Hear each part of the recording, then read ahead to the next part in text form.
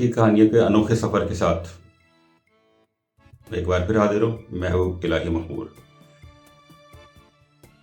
तो बात चल रही थी अनोखी कहानियों के पहले शुमारे की तैयारी की।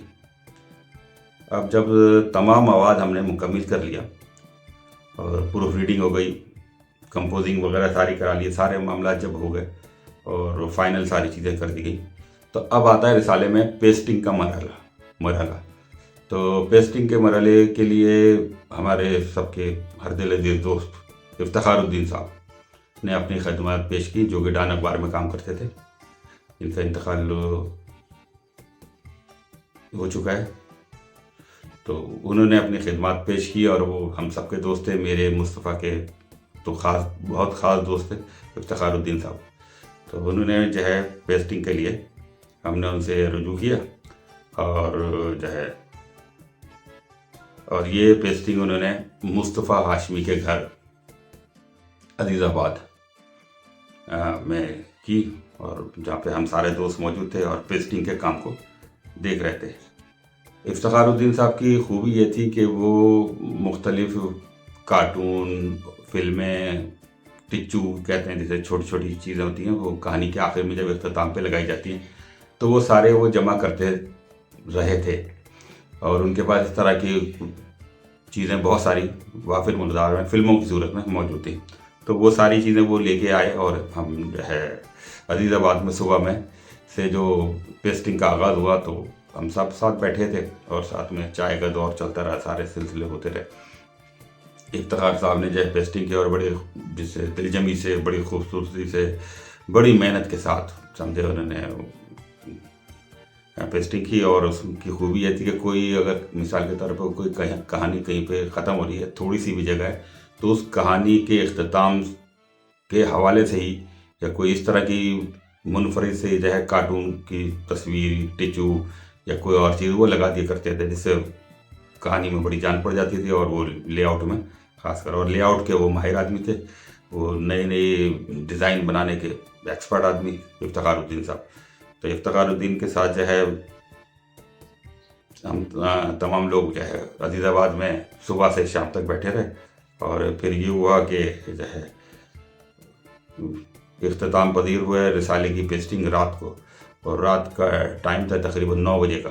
अच्छा, मैं ये भी बता दूं कि उस ज़माने में जब पेस्टिंग चल रही थी तो सलीम फारूकी साहब, सच्ची कहानियों वाले, दानिश देहरवी साहब, ये भी हमारे पास जो है वो आ गए कि भाई मुस्तफ़ा कौन सा रिसाला निकाल रहा है और क्या है सिलसिला है। तो ये भी हमारे साथ मौजूद थे। पेस्टिंग के बाद रात के 9 बजे अब हमने कहा कि खाने का क्या किया जाए। तो उस ज़माने में जो है कुछ समझ में ना आया तो हमने हलीम रोटी मंगवाई।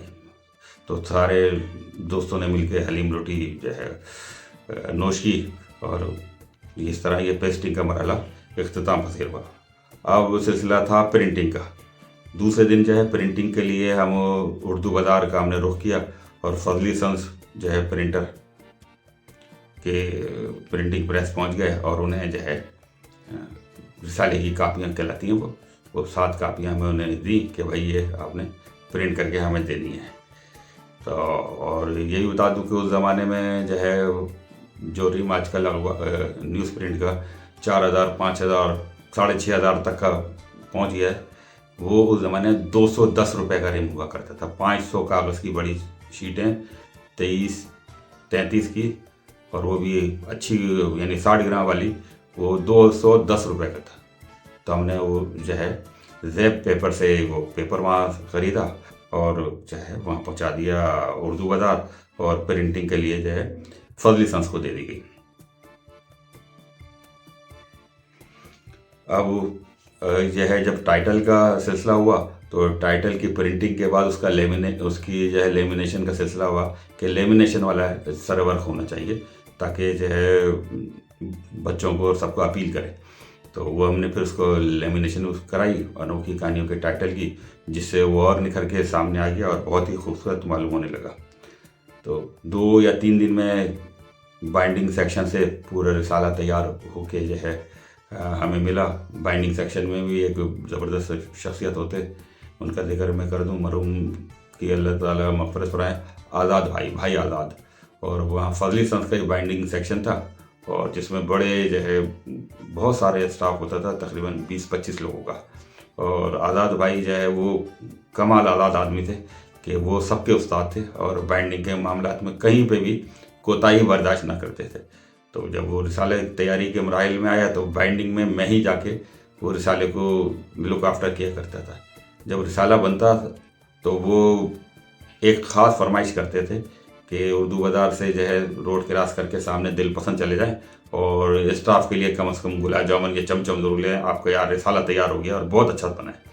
तो वो 2 किलो मिठाई जो है वो स्पेशली तौर पे रिसाले की तैयारी के बाद मैं जाके दिल पसंद से ख़रीदा करता और लेके आते, फिर पूरा स्टाफ जो है वो मिठाई जो है नोश फरमाता, और जो है मीठी मीठी बातें करते हुए और अनोखी कहानी के शुमारे जो है लेके मैं वहाँ से उर्दू बाज़ार से फिर